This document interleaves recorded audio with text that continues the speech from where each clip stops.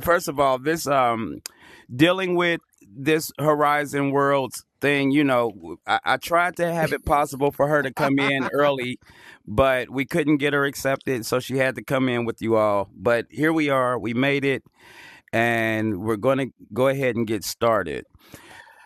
So this is Sabrina Gonzalez. She is the executive director of the Civil Rights Institute of Inland Southern California. And today she's going to kind of tell you about their institution and then also take you around the Still I Rise exhibition. So, Sabrina, I'll go ahead and give it to you. Awesome. Hi, everyone. Again, my name is Sabrina Gonzalez, and I am the first ever executive director for the Civil Rights Institute of Inland Southern California. It is lovely to see all of your avatars, and I'm so grateful for your patience. We're going to start outside of this building, and if I can get a couple hoorays or some thumbs up so I know everybody can hear me well. Woohoo! Okay, there we go. So we are currently standing in our Jose Medina atrium space. And this space is really important to us because it continues to really set the foundation for the importance of partnership. If you look behind me, you'll see the Fair Housing Building. And if you look up and to the left, you'll see some apartment buildings. And this is a three-part partnership. Fair Housing Council of Riverside County, the Civil Rights Institute of Inland Southern California, and Wakeland Housing Development Corporation. So in order to be about community, we need to make sure that we're building spaces for the community, that are built by the community, and we continue to sustain with the community. So if you look around, you should see some tiles over by, is it Brown Diamond? I see you as a co-host. She's right over here. Yes. She's standing on some tiles. Those are what we call our donor tiles. And the reason why we named this after Jose Medina is that he was our former assembly member, and he was actually able to secure $3.5 million to make this space happen because it costs quite a bit of money, $42 million almost in total, to make the apartments that are above us. There's 72 units to be able to provide a space for fair housing, a diversity center where Brown Diamond is standing. You'll see the big signage. That's our space where we host big events. And then these donor tiles are important because they were the first grouping of folks, and we raised a little over $1 million with just community members, and they wanted their name on a space, kind of like a brick, and what that looks like. So this is kind of where we start the tour to showcase how important it is to have community involvement and engagement. Now I'm going to walk over, and I'm sorry if I crash into folks. I'm still figuring out this system. But if you see me, now I'm back around this corner a little bit, and we're standing on what we call our Walk of Fame. So the co-founders of the space, Rose Mays and Lali Acharya, they came together in about 2006. And one of the amplifying points they wanted to make was that we have a ton of civil rights history from our region. And our region, Inland Southern California, includes Riverside and San Bernardino counties. A lot of history that people just have no idea about. And so one way to describe that history was they wanted to do this Walk of Fame. So you see me, I'm standing on one of the tiles, but there's 27 individuals, and it starts with Santos Manuel, who is an indigenous person that really is known for taking up a lot of space and ensuring that we're having communication and conversation about our indigenous folks in the region and amplifying their voices. But we highlight 27 of these individuals. They are sponsored in different ways. But as you walk through, our concept is that you don't have to always learn in a traditional space, which I know you guys are all very much so aware of because you wouldn't be here tonight if you didn't think of the realm of the virtual world and an ability to learn and continue to educate ourselves. So you see folks like Francis Carney, Dalip Singh. They're very diverse. Barnett and Eleanor Jean Greer. And these folks really led and championed civil rights in our region. We try to keep them in chronological order, and it goes around the building. So I'm going to start walking if you guys want to follow me. We're kind of just going through John Sotelo, Littleworth, and you'll be able to spend more time when you're not in the guided tour. But a lot of these folks, and I'm going to turn back around. Let's see if I can get a turn around here and face you guys. A lot of these folks are stories that people have no idea came out of our region. They had a regional impact, they had a statewide impact, some across the nation, and some internationally. I'm stopping here at Justice Richard T. Fields because he's one of 4 individuals on this Walk of Fame that are still alive, and they were kind of the idea and the folks that guided us into wanting to build out the exhibition that we're going to go into shortly called Homegrown Heroes. So he's one of our homegrown heroes, and he tells this story of, he's kind of this case of a lot of right timing and support. He went to high school, and a guidance counselor one day said, "Hey, you're pretty bright. You should go to college." And he said, "Okay." And he applied. Then it was like, "Hey, you're doing really well." He was a manager at Del Taco. He loved the place. And they said, "You should try out for law school." And he did.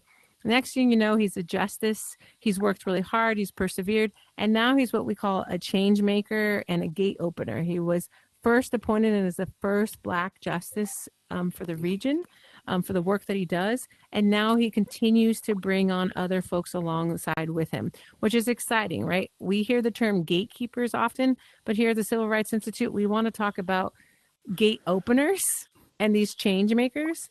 And we're highlighting him this month, and we're so grateful to Rich and Brown Diamond for putting this world together, because we think that that Black history should not just be celebrated.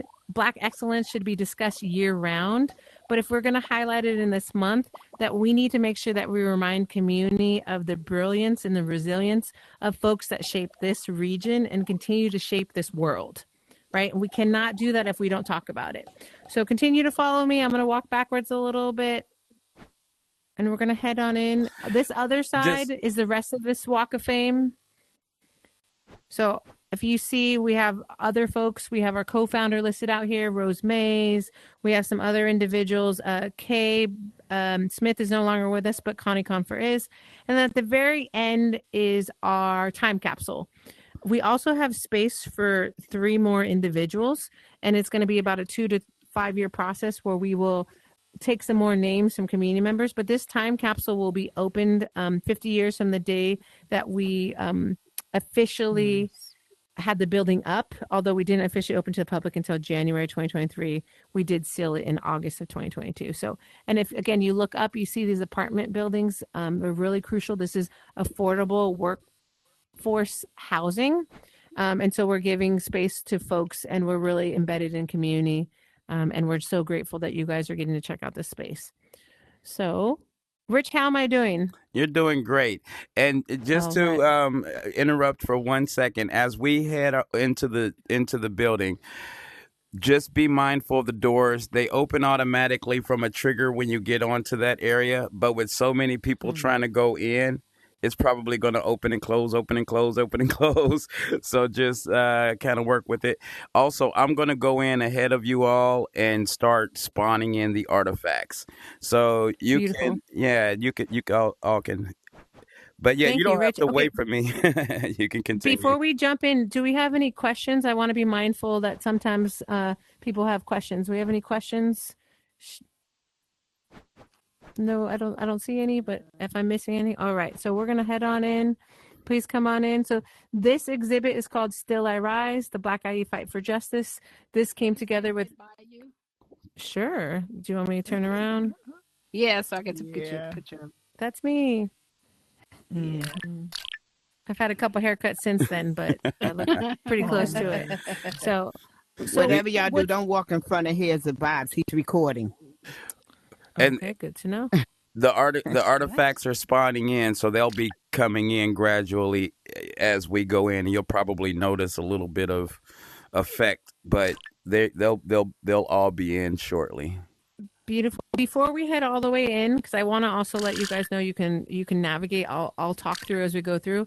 But this exhibit was really important to us. One, it was because the Riverside African American Historical Society was the first group of folks to give us like the seed money. They gave us $100,000. So that really inspired us, and we named our gallery space after them. If you look up and up to the walls, you'll see other folks that we were able to name some parts of the space to after.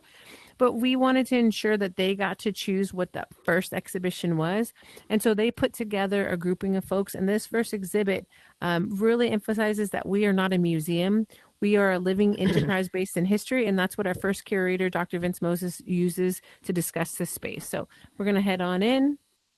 So I'm going to try to go in a little further to give some space for some folks to come on in. But Still I Rise, the Black IE Fight for Justice. This exhibition is telling the story of our community members. Let's try to go one at a time. Their brilliance, the work that they've done, and how important community is. So the reason why it was named Still I Rise was any guesses on the Still I Rise? A very famous individual that. Yes, thank you. So Maya Angelou, right? Her poem. And you will see her poem depicted on the pillars of the space throughout. And the reason why we said Still I Rise, the Black IE Fight for Justice, was that we wanted to discuss not only the awful and terrible things that have happened in this region, right? We want to be truth tellers. We want to be honest. But we also want to have this uplifting tone, right? That when we discuss the levels of segregation, the derogatory things that happen, that there was also so much resilience, some resistance, and some things that have happened that work well for us. So a pillar of fire that led us through the Black churches, right? So if you look the way I'm facing and I see Cyber Shay, she's standing right by it, holding it down for us, right? The pillar of fire led them through the Black churches. The Black churches were essential. They were places to come together. They were places to have a conversation. And more than anything, they were a place for people to build and continue to build community. Black organizations and the self-help tradition, fraternities, sororities, these folks were not only building community, but they're looking at tradition to say, no one is going to come and save us. We must have this resistance. We must do this work, and we must build out what this work looks like. So as you saw a national, surge in Black organizations, such as like CORE, Urban League, the NAACP, you also saw in this region, right? By the mid-20th century, the Black Power movement itself had emphasized Black self-reliance, and you saw a lot of folks in this region that were looking to each other to continue to build that. So you see these photographs here, and you'll see some of them from Black News Voice. And that's important because you'll see them. We're going to talk about them in the power of the Black press, but also throughout in all these stories. They continued to push the envelope. They continued to ensure that we recognized and we made sure that they paid homage to these stories. And so it was important that we make sure that some of those photographs came from that. Everything in here has like a QR code and links so that you can further the learning. And that was important to us as we brought folks in it. Behind us, again, Cyber Shay, I think you just are leading the way, and I appreciate you for that. We have the Black press. You just happen to be in the perfect spot each time. So we have the Black press, and to my left here, you have some folks, right? So from 1827 was the founding of Freedom's Journal, right? It was America's first Black newspaper, but the Black press has really served as a champion of community. You see the Colored Citizen here, the Black Voice News, right? We had a smaller pop-up for Black Voice News, which is Power of the Press's 50 years of the work that they've done. And it's become a family tradition and it's been passed down. But the idea behind it still embeds in this Black church idea, Black organizations, right? Grassroots advocacy. You want to bring a distinctly Black perspective. And the idea behind that, too, is that it's not a monolith. And we need to talk about that when we talk about Black culture, is that it is not a monolith. And so we wanted to ensure that we were highlighting this space in a unique way, but we also emphasize how important Black press and Black experiences being discussed and presented from a Black lens is to the larger public understanding these stories and what's going on. The reason we highlight them so early on is that we wanted to ensure that this is something that stuck with folks, so that it was saw other photos, you thought, okay, well, who was putting those photos out? Why did they put them out? For how long did they put them out? And who are the folks that are behind this entity? And it was important to us. All right, we're going to move on. Excuse me. Sorry, I'm going to bump into some folks. So I'm still navigating the space. We have in this little section here, we talk a little bit more about building opportunities, fighting for affordable rent. And you'll see when I said that signage for the Riverside African American Historical Society. And then we talk about Black home ownership. Black home ownership in this region was higher in the 30s and the 40s than it is today. Wow. People ask why. Because you had elements, which we talk about here, right? Facing vigilante terror, the fight for fair housing. You had something called redlining that still impacts to this day. It takes generations to have the conversation about redlining. Some of these folks, and you'll see in the wood streets of Riverside and other places close by, is that it still says in their deeds, it talks about Black and brown folks after they discuss being able to have animals in your space. Right. Wow. So there's a movement right now is, do we retract that information and redact it? Or do we document that it happens so it doesn't come back again in the future? And that's a big conversation that we have. To the right of me, you'll see the importance of Black home ownership. I'm facing it now, and you see these lovely dresses, right? Black home ownership is crucial, not just because of the stability of having a shelter above you and what that looks like, but also because that's how you pass down culture. I don't identify as Black, I identify as Chicana, but I know that knowing how to make tamales and showing up at my grandmother's house and knowing that we could tell those stories, when you take Black home ownership away from folks, you prevent future generations from building connection with their grandparents and other things like that. And so we wanted to highlight that. This beautiful dress to the left, it's a wedding dress. And it was for a civil rights advocate who got married young, and we were able to identify her. She came in early on. She was like 80. Gosh, the daughter was 83, I think. And so her mother had gotten married a year or two before she was born. This other dress to the right. Out. Can you just ask people not to stand in front of my bot? I'm trying to document. Sorry. Can we make sure we are not standing in front of, is it here for the vibes? Did I get that correct? That's it. No. All right, so please try not to stand in front of here for the vibes, please. He's collecting it and talking about it. DJ Marcus J. We have Amina Carter. Amina Carter's dress here. So she was huge, and she's actually started a foundation that is called The Bridges That Carried Us Over. And we're documenting, we have folks that are going into homes, collecting photos, putting in a digital archive, oral history. But the pride, right? The beauty in this dress, you see culture in it. She's not just in the standard whites. She's able to show a little bit of Egyptian pride, African pride. And so again, this importance of pride and what it looks like. We look at building opportunities, Black developers. They were not given the same ability to look at like the MSN and be able to provide numbers. So they went in and built it themselves. And then it was kind of a teach the teacher or train the trainer mentality. So they brought folks up with them so that we could start discussing affordable rent. What does this look like? How do we build from there? And so Black developers really should be given credit for their ability to have minimal resources and still ensure that folks are able to build location, build space. And then we have to talk about some of the darkness that's happening here. So again, Brown Diamond here with the facing vigilante terror. We had folks that decided, we used to call, and if you're familiar to the area, baseline was called race line for many years.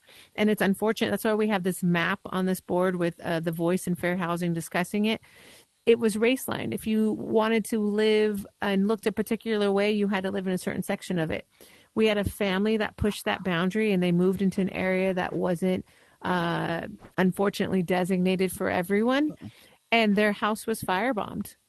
And children and a child and a mother was killed in it, and then a couple weeks later, the father passed, sustaining to what happened to him from trying to save that. And it took forever, but they had to then, the city tried to say that it was an accidental item. But no, we had folks that advocated, called it out, and talked about it. And now you wouldn't even know that that was happening in baseline and what the space was, but that there's still these red linings that's impacting folks on a longer threshold. And so we wanted it up in the space so people can have honest, real conversation about what happened and why Black folks don't have more home ownership today, because it does carry on when you hold folks back in one generation, it impacts further generations. All right, excuse me again. Remember, don't forget to look at these pillars. The pillars tell you the story, the Still I Rise. So if you look to my left, and I think, is it Tanya or Leanna Devine? They're standing by UC Kamala and Barack Obama and their bus. Those were important to us. They were given to us by the Riverside African American Historical Society. I will say those are the only two items in this entire exhibition that are not from the region. We pride ourselves on showcasing the region, but we also wanted to showcase Black excellence. So although they were given to us for this exhibition specifically, if you come visit us in person and when you come into the other virtual worlds, you'll see Barack and Kamala in all of our spaces, and they will remain with us because, again, we celebrate Black excellence, not just for one exhibition, but year round. I want to talk a little bit about Fight for Fair Employment and Labor in the IE.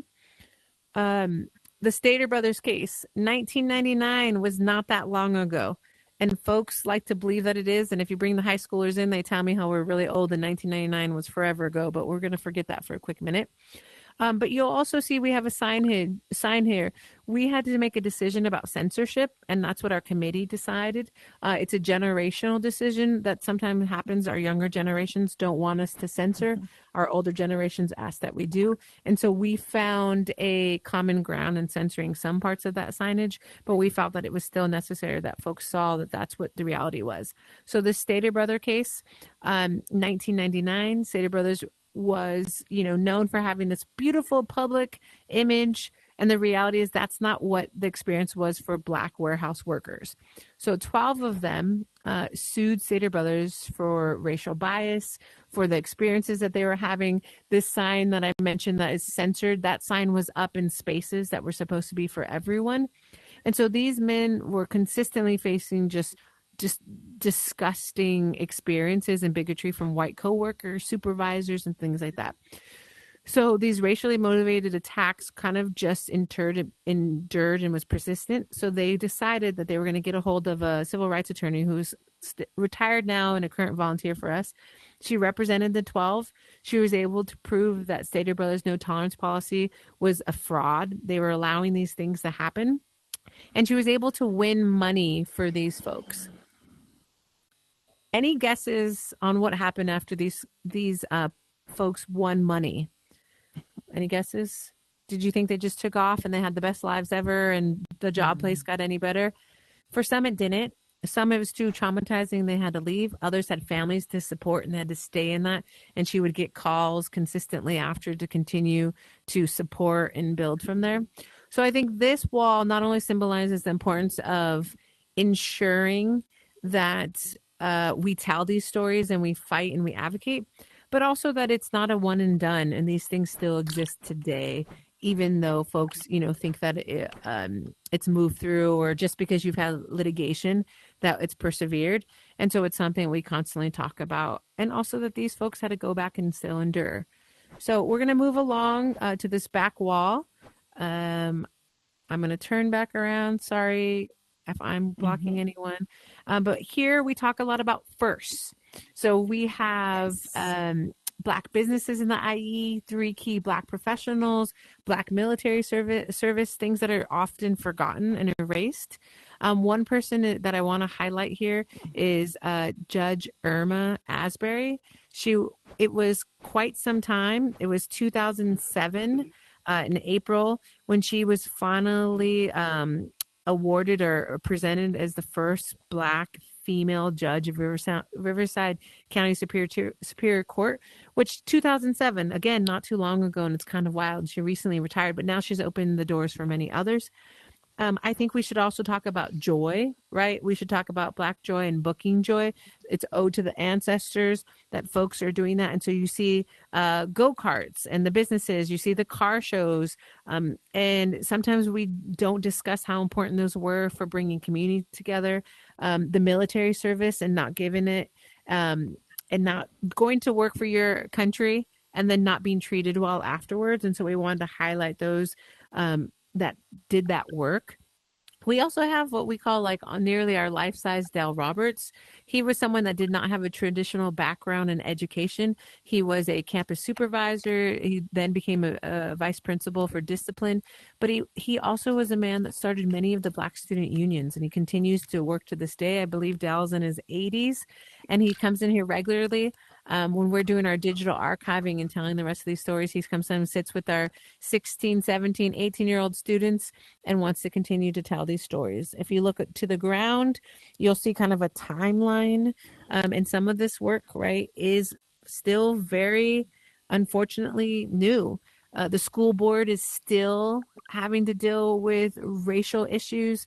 I was just doing a presentation for a school district in the region that is still having Black versus brown, and what does that look like and why we need to have more conversation. But this back wall is really dedicated to integration and education. If you did not know, Riverside was one of the first areas in the country that integrated their students and bus students. It stemmed from a fire at a local elementary school that years later they found out it was a student that just didn't want to go to school that firebombed the school. They never got a name on it, but it really sparked and forced in a conversation on integration. Not everybody agrees with how that happened and what it looks like, but we're a place that's here to discuss, not disparage.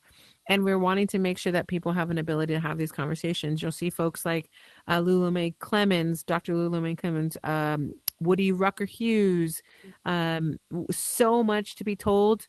Margaret Hill out of San Bernardino.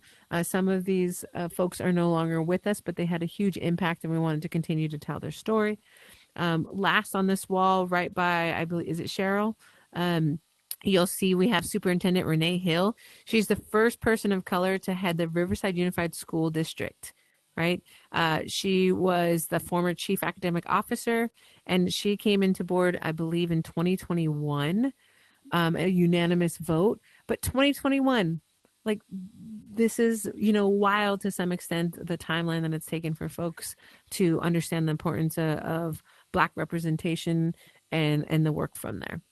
On one of our walls, you see a photo of Lonnie Bunch, the 14th Secretary of the Smithsonian, and he gave us a welcome speech and has been part of it and tells his story and experiences with the NAACP. I'm sorry here for the vibes. I'm going to cut in front of you for a quick minute. Cyber Shay, you are just right on it, ahead of the game. We're going to talk about the Fontana turnaround, fight for fair representation. So if if anybody remembers from outside, I talked about Justice Fields, right? He was passed up so many times for this position, and it was very frustrating for folks. We have the West Side Action Group that still runs today that came together. The freeway was used as a weapon in San Bernardino. They placed the freeway there, and that freeway, all the on-ramps and exits led to the white side of town, which then drastically impacted the bustling and powerful Black and brown storefronts that were happening. And so we have to talk about that. So West Side Action Group came together, and now they're in 50 years of service or so, and they came together to continue to draw attention, tell these stories, advocate. And why it's important to do so. You'll see a photo of Mayor Deborah Robertson. It also talks about folks are layered. So you see a photo of Mayor Akoneta Warren, and Mayor Akoneta Warren is a conservative. And folks talk about her beliefs, right? But representation and the importance of that and what that looks like. Justice Fields, like I said, I mentioned he was the first Black jurist in the history of Riverside County, and the importance of that, and appointed to the appeals court. But it took many, many years. I think it was almost his fourth or fifth time around, and it took folks in the county on a bigger scale that had some leverage that said enough is enough, he needs to be in this position. You also will see this photo, and it's not lost on us that we have the KKK walking through the streets of Fontana in an exhibition that is looking to highlight and bring together and uplift Black community members. But it's because we needed folks to know. If you haven't read the caption yet, some folks think that photo is from the 50s or the 60s. That is actually from 1981, if I'm remembering correctly. Yes, 1981. No shame, nothing that's walked through that. And so it's important that we talk about it and how different Fontana is now, but it's still plenty of work to be done, and that these conversations are important today, especially with our new administration, changes, cutbacks in DEI, talking about what our students are learning or not learning, right? These are all really important pieces. And so it was important that we had this up so folks are reminded that the work has been done and more work needs to be done to continue to uplift these communities. Behind here, where we have Casrat 123 and Frosted Heron 1885, A Way Out of No Way, right? This talks about union members, right? Members of local Congress for Racial Equality, the CORE chapter. They march in civil rights in downtown San Bernardino. We also have 3 screens here that are maps claiming space. The Black City in the IE, which is Moreno Valley, right? And you have different experiences from growing up there. And then also San Bernardino, on the west side of San Bernardino, where it talks a little bit more about that. But we talk about in our Claiming Space in Riverside, we have to give our shout out to Black Voice News, Bridges Carried Us Over, Dr. Tilton, Dr. Gudis, and Mapping Black California, that they were able to put these statistics together so that these story maps continue to tell a realistic perspective of what has happened in the spaces. I'm going to keep walking again. Excuse my crossing over here.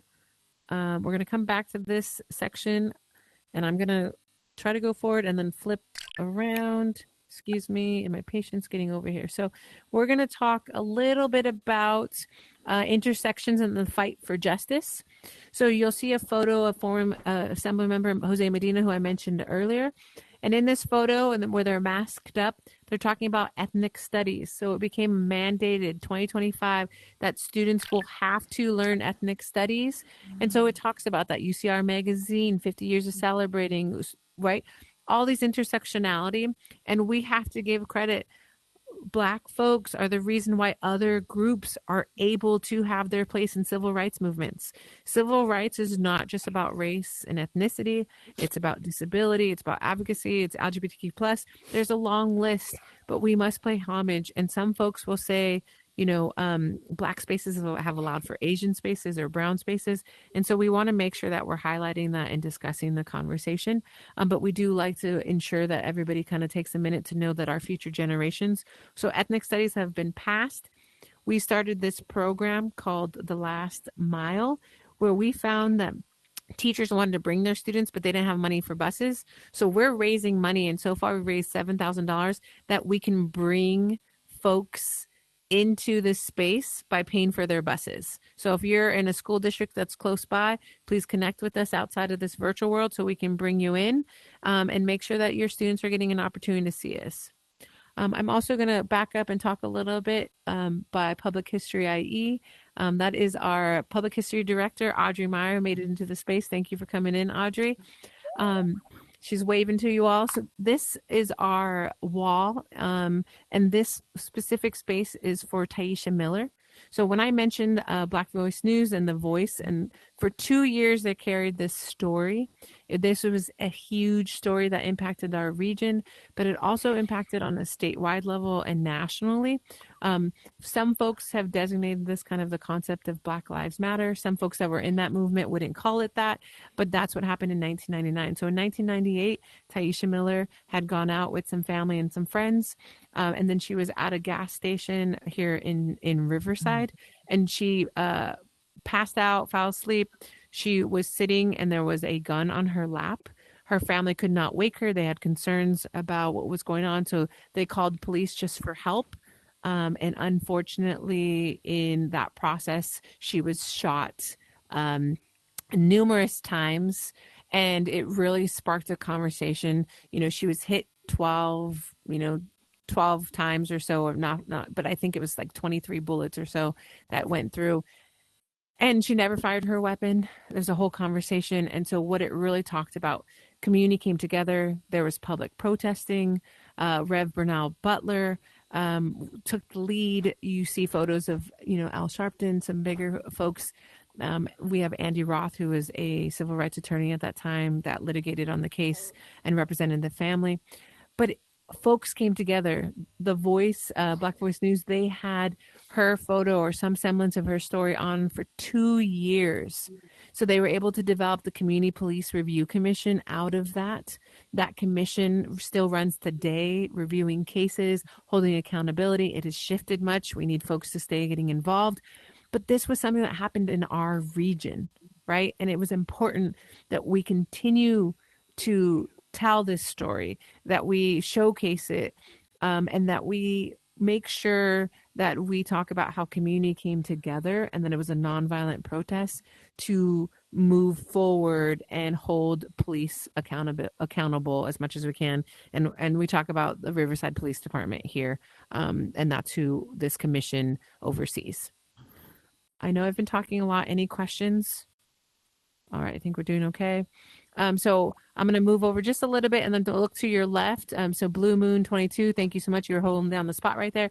Conspiracy of Silence, the fight for equality in sports and entertainment. There are many folks that are not given the credit that they deserve. And so when we talk about athletes, when we talk about comedians, right, what this looks like, so you see a variety of folks, they are not given their proper credit, even though they were doing the work. And so there's a little idea of the simplicity of just assuming, right, where does this really stem from? And so when we talk about fight for equal rights in entertainment, you'll see in Second Life Rich and Jen Smash, they're right on that wall. So not a lot of folks know that Little Richard is from our area and from this region. Also, we would not have an Elvis Presley if we did not talk about Little Richard. And so it's important to identify that, to work through what that looks like and why we don't tell and talk about that story. We also have Edgar Hayes, right? Is a pianist and a lead musician. He's from the area. He really led the way. We have other names. Etta James lived in the region, in the area. Like I mentioned, there's comedians. And why are we not telling these stories, right? These are remarkable athletes and entertainers. There's so many to name that came from this region. We have some on this wall that kind of lay them out for you. But the importance of that these athletes and these folks made it a big deal to be an athlete, and we need to make sure they get their acknowledgement and we discuss it. So we have them here. Again, Blue Moon 22 standing in a perfect spot for our Field of Dreams wall. So equal rights and justice in sports. So you see we have this large panel. We have a football helmet that's here. And so you have Alex Madison, played for the Vikings.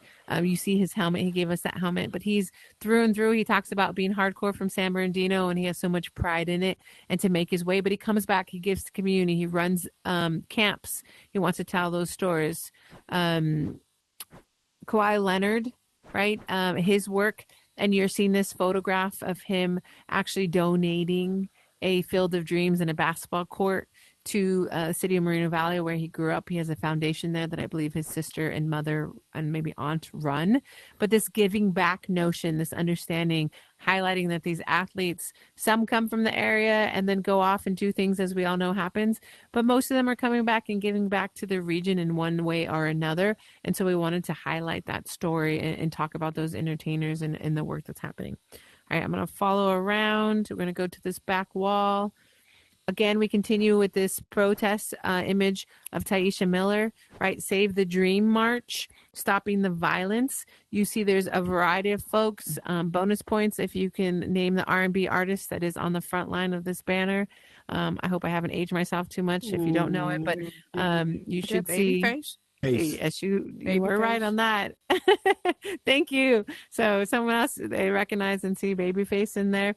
But again, the importance of it, this has had a bigger impact. You see Reverend Bernal Butler front and center here.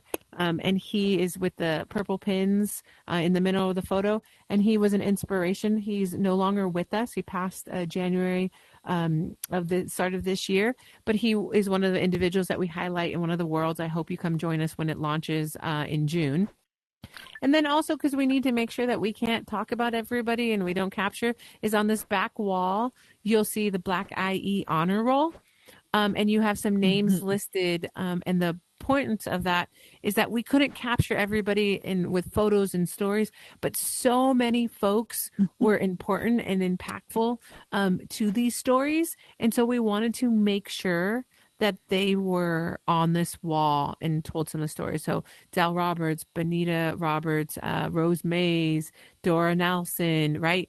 Devon Armstrong, Colonel Richard Biffle Jr., right? And so we did our part to say we couldn't capture everybody, but we want to make sure that we are doing our best to continue to tell stories. And we hope when people come in that they'll leave photos, they'll say, hey, you know what, I know somebody, or I know someone that needs to come visit this, or someone that has a story. As I mentioned, Audrey, she's our public history director, and she is actually helping us launch our digital archive.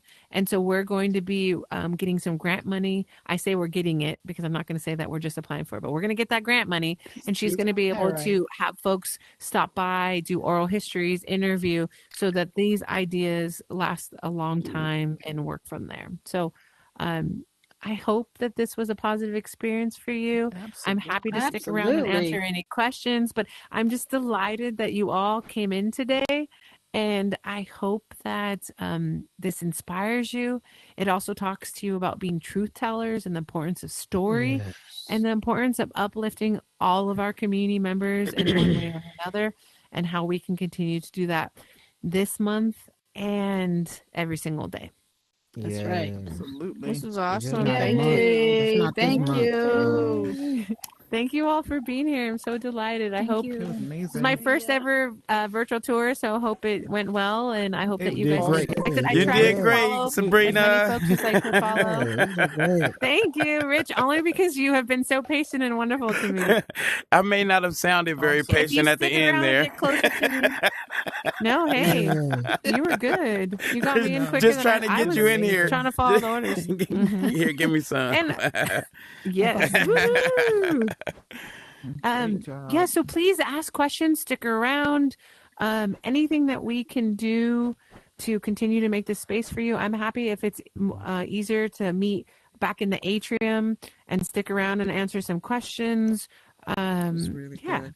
Audrey's here too, so I know she's probably just joining in, but if there's anything that we can do that make you guys feel more welcome, please Audrey, let us know. if you want to get on the amplified, you can come back here and get amplified if you want to speak.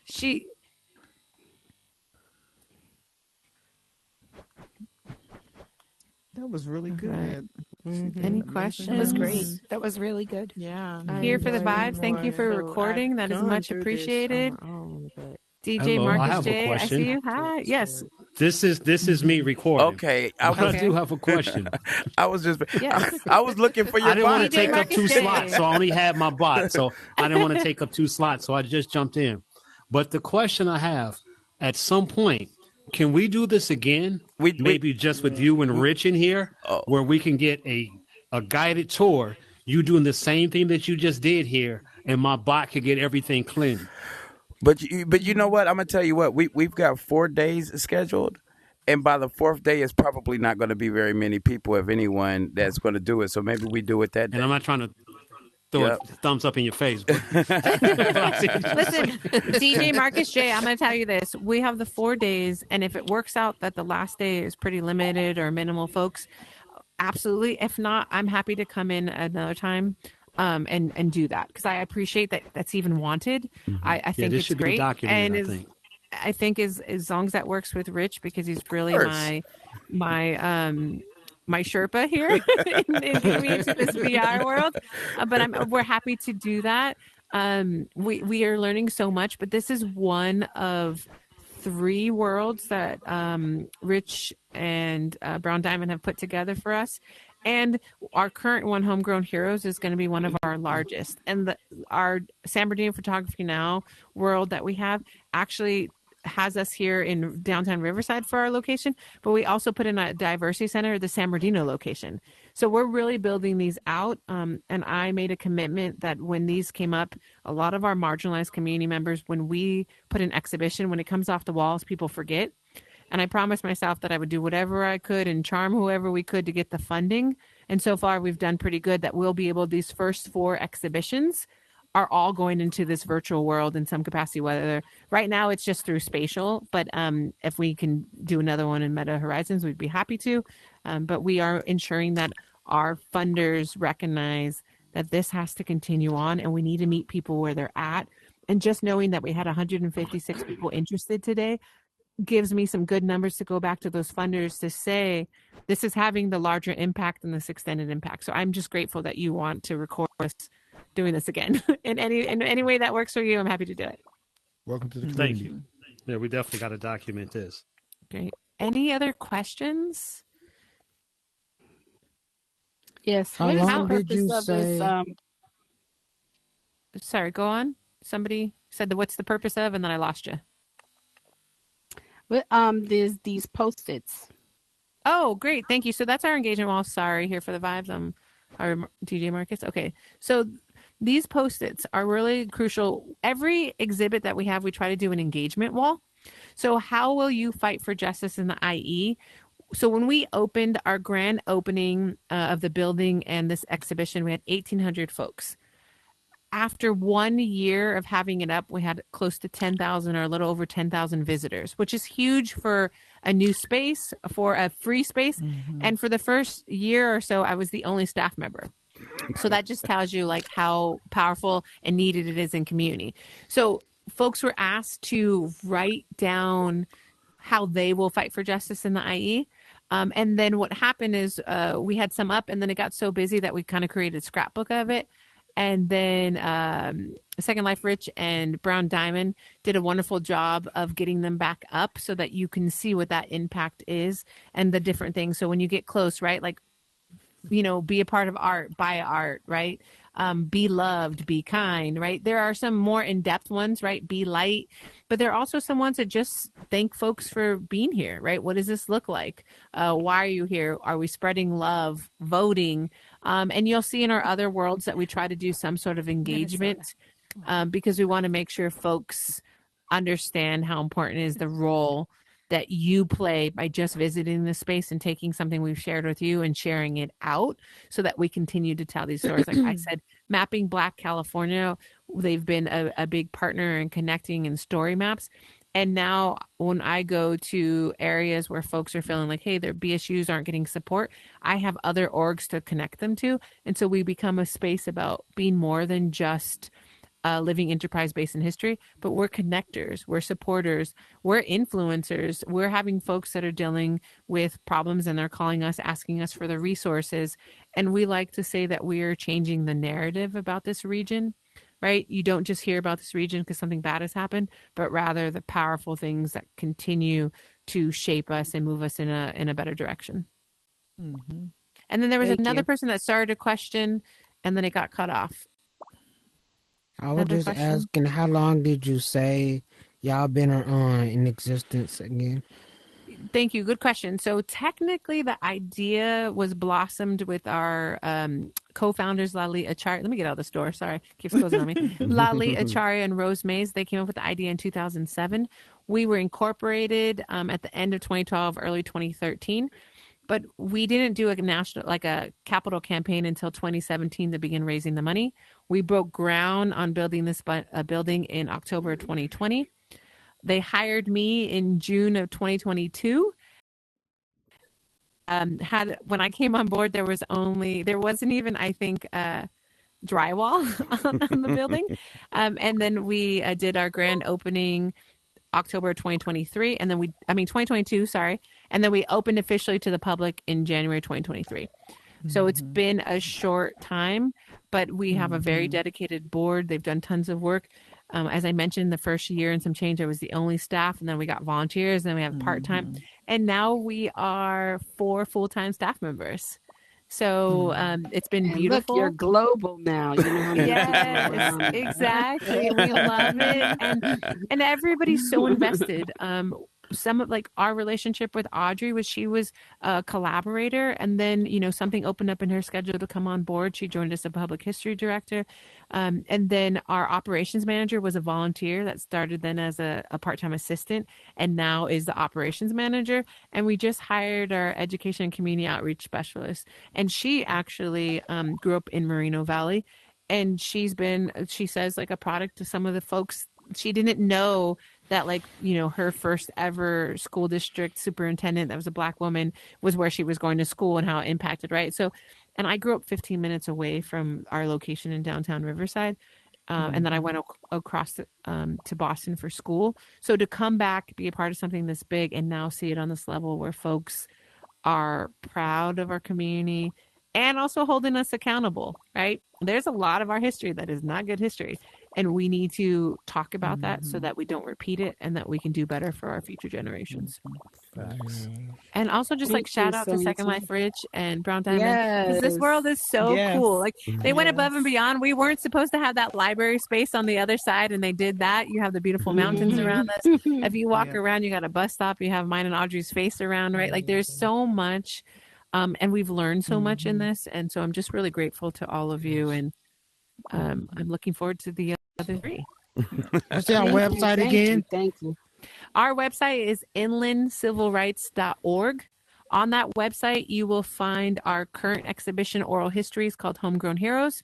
You go to the exhibition tab. If you're local and you need a rentable space, behind you is that Diversity Center. It holds about 114 folks. You can use that. It is a space for conversation. We've had gospel events. We've had everything that you could possibly think of. We've had in there. We've had like debates, folks that are talking about running for positions. So we do quite a bit in there.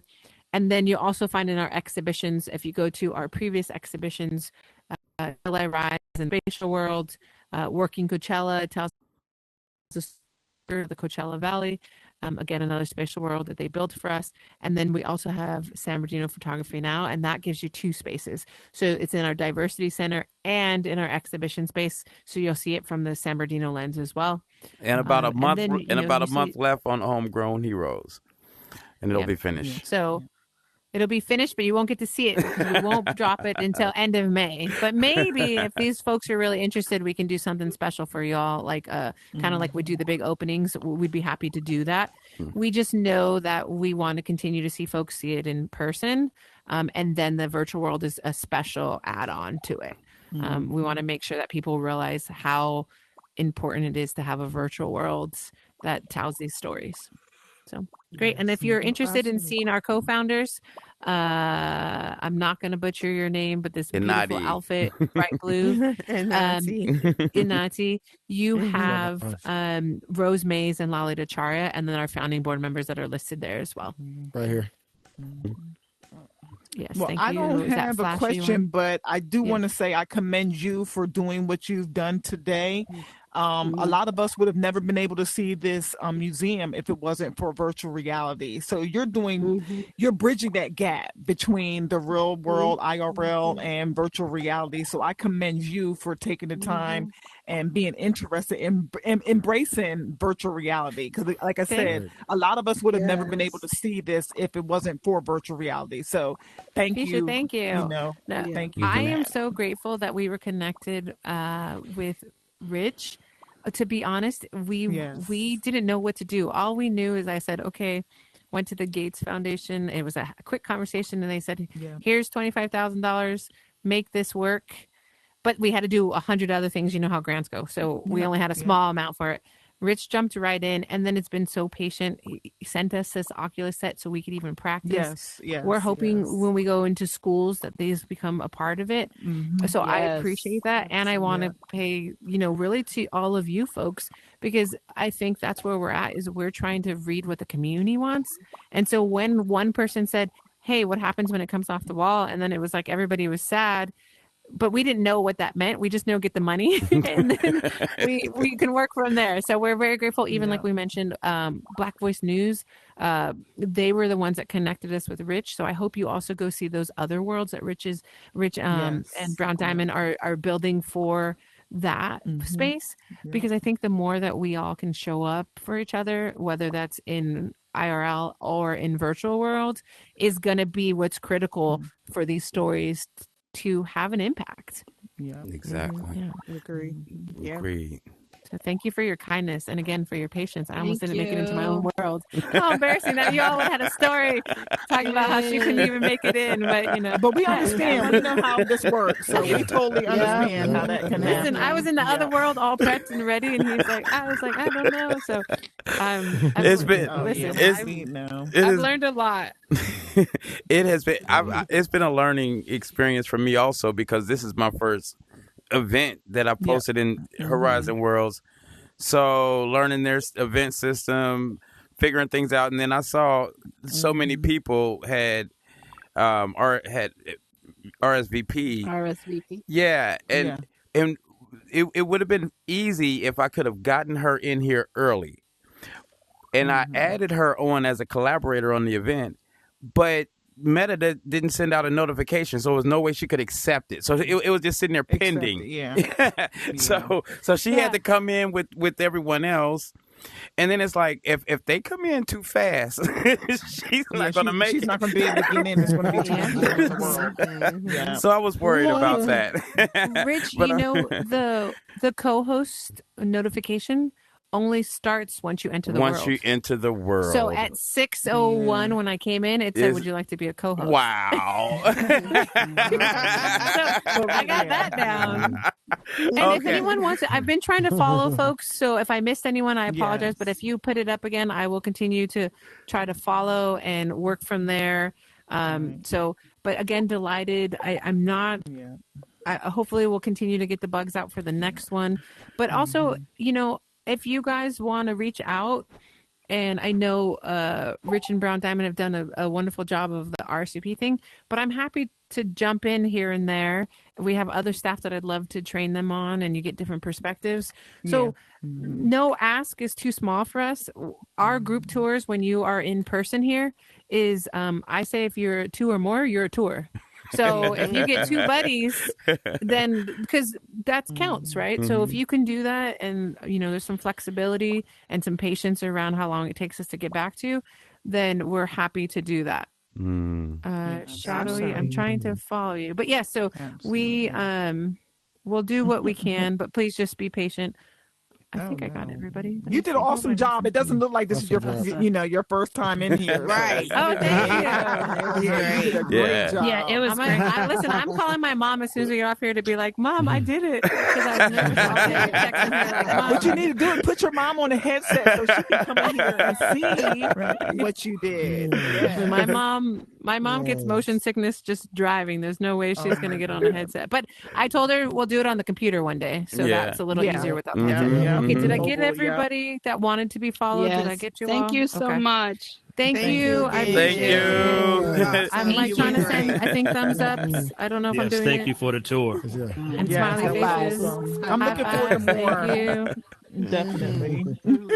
Also, thank you, everyone. Avatars look so great. I could find a blazer and a skirt, but I'm gonna have to put on.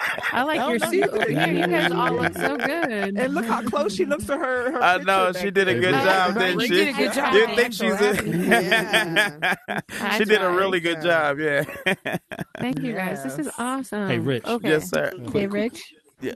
Well, you guys enjoy the rest of your evening. I'll stick around for anyone that didn't want to ask publicly some things, but we're here. And okay, thank you. Yeah, and then also put some on the bulletin board. And I'll thank you. I'm gonna give you a hug, Brown Diamond. You're so great. Okay. Thank I'll send them to you because you might want to use it for marketing or something. Thank you. But thank you. Excellent job. Thank you. Thank you. Okay. First off, amazing job. Excellent. Brother. You did your thing with this. I didn't realize that was you. I didn't realize Here for the Vibes was you. No, it wasn't. It wasn't you. I just kept having random people would just stand there and point out, and I'm like, "Come on, stop!" Gotcha. Understood. But that's why I was saying if we can do like maybe a separate tour with literally nobody. I thought I had to stand up the whole time. We don't have those issues. And So I checked the dates. I was feeling awful. The dates are like next week, and I got the You music. got the music right. I know I'm not. So coming back. we'll do it different. Yeah, so We'll do it different. We'll coordinate one. Yeah, just pick a day. Let me know. I'll adjust my schedule. But this is something we need to. We definitely need to do this. Appreciate We definitely need to do this. Thank you, There brother. was a lot I'll of share. people I'll in give you the this file one of everything. space. So. And it was so tight. Yeah, everybody was trying to see, be in the same area. I know. Yeah. I appreciate. Hey, and Nadi, thank you for coming out. So much easier. I've seen this in space. In space, so yeah, you went over there. Thank you. Such a big impact with somebody actually taking. Oh, thank you, Julie. Mike's Day. Yeah. Thank you. And she gives these tours in their real world location like this, and that's why I was like, that's pretty cool. Like we actually get to go on one in here in a similar way that she gives them in the physical. physical world. So You know what would be cool is if she had Sounds a whole good. group of kids. Sounds good. And Take her. yeah. And the Okay, world's going to be beautiful. here, so it's Thank you, always a PK Marcus Day. I possibility. appreciate it. And if So one good to thing meet Horizon you. World's got is kids. Of course, thank you. Thank you, Flashy, for That being is here. the truth. Much appreciated. Marty, good night. Good night, Sabrina, Jen. thank you for being the Vanna White of my tour. I appreciate you. High five for you were being my Vanna White and pointing things out for me. So I appreciate you. You got to go. Thank you, everyone. You did a great job. You did a really good job. It was great to watch you. Yeah, thank you for coming out, everyone. Thank you. Please come back and visit. Yeah. Absolutely. All right, let me see. I'm Rich, great job, Milton. Thank you. Thank you. Thank you, This is City really Girl. good. Thank you for coming out. Really good. No, absolutely. And on Monday night, I'll make sure to mention this so people come and check it Great. out. Nice. Thank you. Ooh, Thank maybe you you. should on one of your seasons have Sabrina on your show. She's got a show called Crypto City. It would be great if you would go on her. Whenever she's If you got want a me, no slot. pressure. I'm right here. You can talk about me when I'm gone. No worries. Well, why don't we take her? Has she been over to VR chat yet? Not yet, but I'll prepare her and everything. Well, Yeah, we would do it. Where Yeah. we could go. that's a whole We could bring you. story.